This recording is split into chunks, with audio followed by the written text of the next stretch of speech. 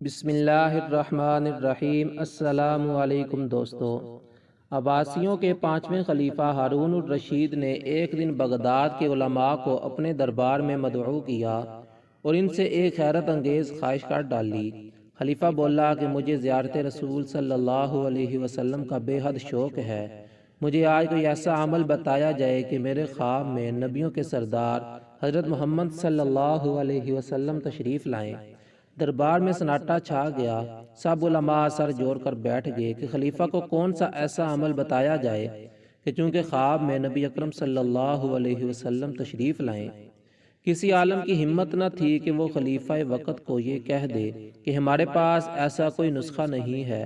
خیر ہمت کر کے ایک عالم یوں بولے کہ عالی جا، ہمیں ایک دن کی مہلت دی جائے کہ ہم اپنے دینی کتابوں میں کوئی ایسا نسخہ ڈھونڈ سکیں جس سے آپ کو تاجدار مدینہ صلی اللہ علیہ وسلم کی خواب میں زیارت نصیب ہو جائے۔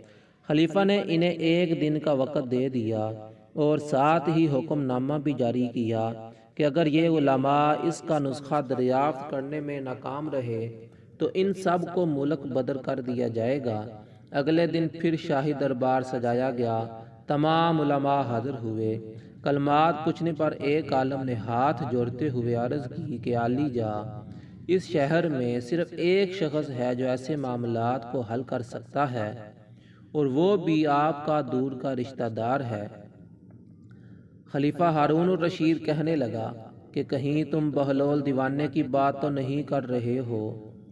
تو وہ فرمانے لگے، جی ہاں حضور، ایک وہی ہے جو ہر طرح کی گٹھیاں سلجھا دیتا ہے، کیونکہ آپ کے سوال کا جواب ہمیں کسی کتاب میں نہیں ملا۔ ٹھیک ہے، بہلول دیوانے کو حاضر کیا جائے، لیکن یاد رکھنا کہ اگر اس نے بھی اس سوال کا جواب نہ دیا تو تم سب کو اس ملک سے نکال دیا جائے گا۔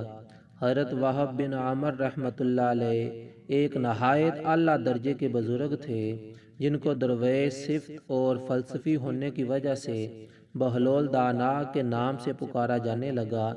ان کا کوئی خاص ٹھکانہ نہ تھا، وہ اکثر ننگے پاؤں رہتے اور جہاں جاتے وہیں پر رات بسر کر لیتے۔ آپ حضرت امام جعفر صادق رحمۃ اللہ علیہ کے خاص شاگردوں میں سے تھے۔ حضرت بہلول دانا کو شاہی حکم نامہ ملا کہ آپ کو فوراً دربار شاہی میں حاضر ہونے کا حکم ہوا ہے۔ حضرت بہلول دانا خلیفہ کے دربار میں نہ جاتے تھے، اسی لیے انہوں نے سپاہیوں کے ساتھ جانے سے انکار کر دیا، لیکن پھر ایک عالم نے جو کہ سپاہیوں کے ساتھ آیا تھا ان کی منت سماجت کی کہ اگر آپ آج دربار میں نہ گئے تو سارے شہر کے علماء کو جلا وطن کر دیا جائے گا۔ آپ محل کی طرف چل پڑے۔ جب آپ دربار پہنچے تو آپ کو بتایا گیا کہ خلیفہ کو ایک ایسا نسخہ چاہیے کہ جس کے بعد اسے پیارے پیغمبر حضرت محمد صلی اللہ علیہ وسلم کی خواب میں زیارت ہو جائے۔ آپ نے خلیفہ کی طرف ٹکٹکی باندھ کر دیکھا اور فرمانے لگے، بے شک میں خلیفہ صاحب کو زیارت کا نسخہ سمجھا دوں گا، لیکن اس کے لیے 2 دن کا وقت درکار ہوگا۔ شرط یہ ہے کہ عالی جا، آپ کو ویسا ہی کرنا ہوگا جیسا میں کہوں گا۔ خلیفہ چونکہ چاہتا تھا کہ سب علماء کا بہلول پر جو برم ہے وہ ٹوٹ جائے، اور اگر وہ سچا ہے تو مجھے سچ میں 2 دن بعد نسخہ مل جائے گا، اس لیے اس نے حضرت بہلول دانا کی شرط مان لی کہ جیسا وہ کہیں گے خلیفہ 2 دن تک بس وہی کریں گے۔ حضرت بہلول خلیفہ ہارون الرشید سے فرمانے لگے، کل رات کا کھانا آپ نے میری طرف کھانا ہے، میری طرف سے رات دعوت ہے، اور کرنا یہ ہے کہ ابھی سے لے کر کل تک آپ نے پانی نہیں پینا۔ خلیفہ نے وعدہ کر لیا کہ ٹھیک ہے، ایسا ہی ہوگا۔ چنانچہ خلیفہ صاحب ساری رات بھی پیاسے رہے۔ اگلی شام بہلول کے گھر پہنچے۔ خلیفہ کو بہت پیاس لگی تھی اور سوچ رہے تھے کہ ان کی تواضع کسی نہ کسی مشروب سے کی جائے گی، لیکن حضرت بہلول نے مختلف پکوان ان کے سامنے پیش کیے اور کہا کہ یہ کھائیں اور واپس چلے جائیں۔